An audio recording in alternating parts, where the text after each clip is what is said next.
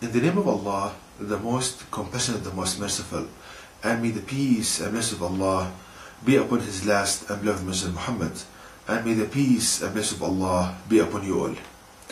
The title of this video is the answer to the question that NASA couldn't answer.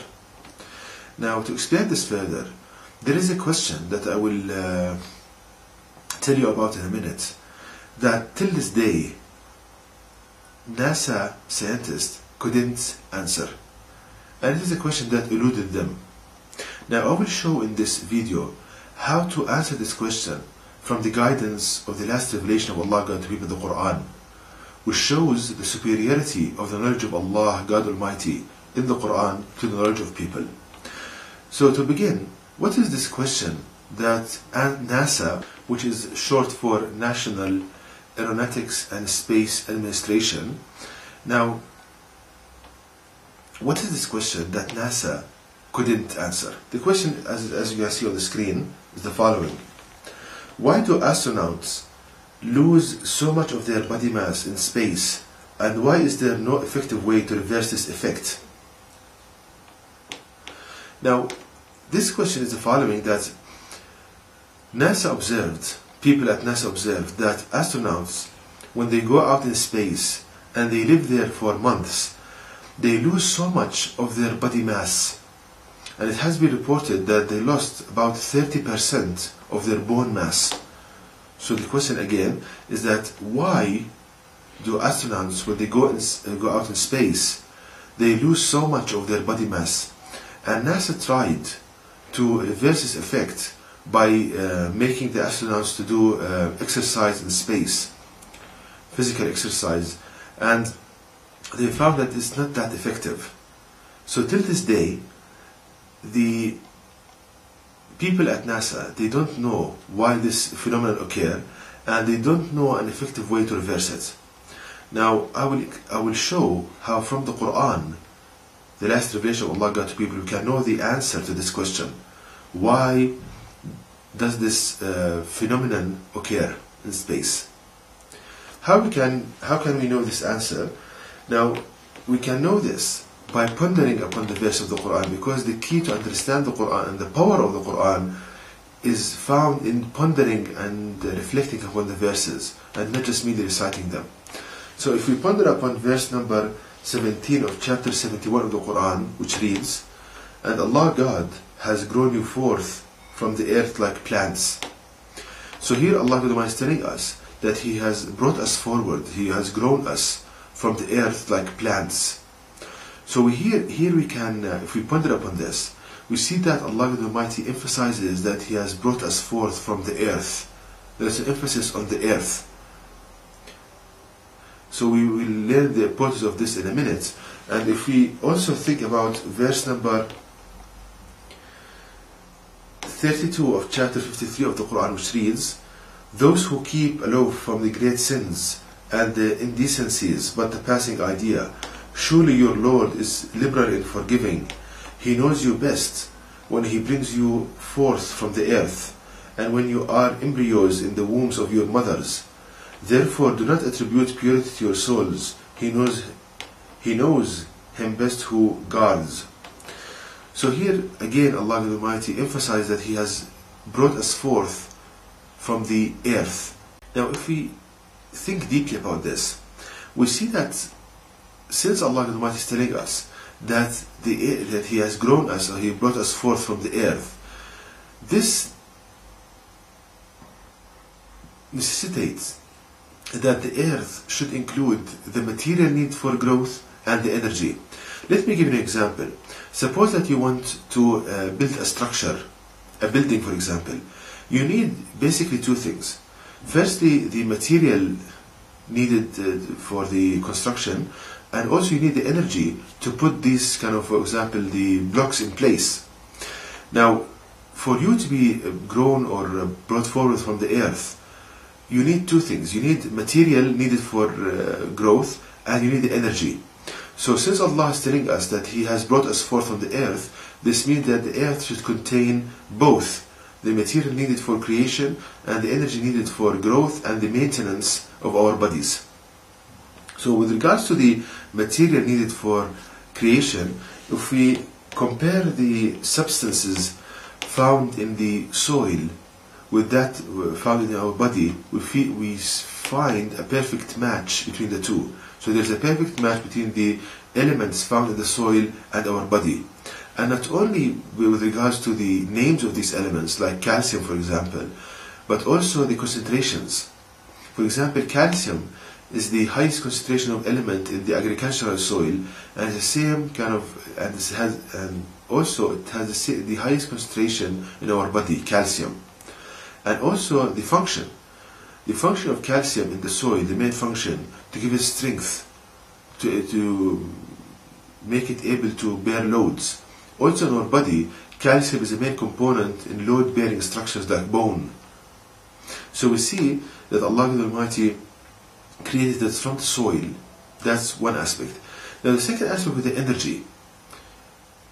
The earth should supply us with the energy needed for our growth and the maintenance of our body. Now the question arises, what is this energy? We can know the answer for this from the Quran, from chapter 51, where Allah states, and the heaven containing weaved ropes. The verse again, and the heaven containing weaved ropes. So here Allah the Almighty is telling us that the heaven, for example, the space we are living in now, it contains weaved ropes. The volume surrounding the earth, it's called heaven. Heaven is any kind of volume surrounding a central object.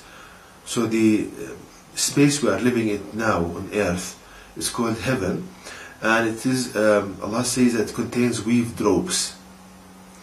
So if we think about this, what is the function of a rope? The function of a rope is to produce a tension between at its ends. So we can learn from this that the main force in the heaven, in space, is gravitational force. Because as I said, the function of rope is to produce a pulling action, and this is the main characteristic of gravitational energy. So we can learn from the Quran that the energy that supplies us with the energy needed for growth and maintenance of our body is the gravitational energy of the earth, is gravity.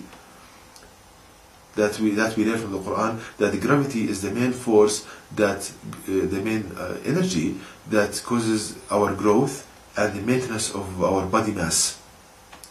Also, we can learn from the Quran a complete kind of understanding for gravitational field, where in one verse in the Quran, which is verse number 30 of chapter 21 of the Quran, where Allah in this verse He states that Allah has made from water every living thing.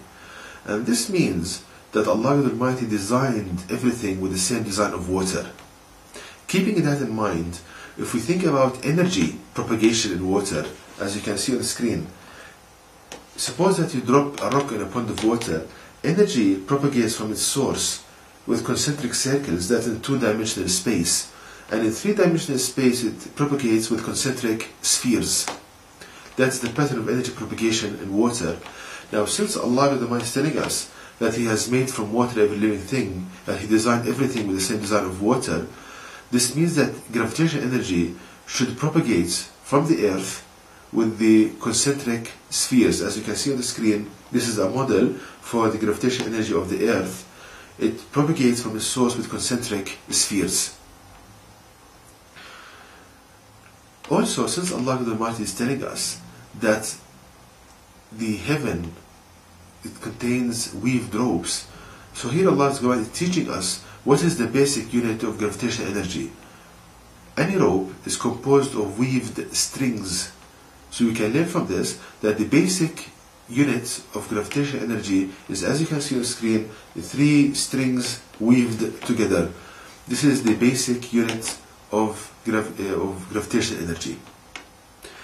Now that is one aspect. The second aspect, if we look at our body, we see that Allah the Almighty created our body with so many kind of components, elements, and molecules. But I will concentrate here on a protein in our body. It's called collagen protein. And as you can see on the screen, This is the shape of the collagen molecule, the collagen protein, and it's composed of three strings, again weaved together. Three strings weaved together. And it's very interesting to note that there is a perfect match between the shape of this protein and the basic unit of gravitational energy. So as you can see on the screen, the basic unit of gravitational energy, as we learned from the Quran, is composed of three weaved strings, and they are vibrating. And you see that the collagen protein is composed again also of three strings. Now, when you have a source of energy having identical shape as its sink or as its kind of receptor, then you can be rest assured that there is maximum energy transmission between the source and the sink. So we see that one of the reasons why Allah Almighty created the collagen molecule is that with the same shape of that of the gravitational energy is to harness the gravitational energy of the earth. So we can learn from the Quran that collagen molecules in our body, they harness, they absorb gravitational energy of the earth. And having a perfect match between their shape and the shape of energy, a certain kind of phenomenon occurs which is called resonance phenomena, where you have maximum energy transfer. So we have maximum energy transfer between the gravitational energy of the earth and collagen molecules and proteins in our body. So we learn from this that gravity is the source of energy that causes us to grow and maintains the mass of our body. So now the question that NASA couldn't answer can be answered from the Quran. That the reason why astronauts they lose so much of their body weight in space is because the gravitational energy of the earth is lost there.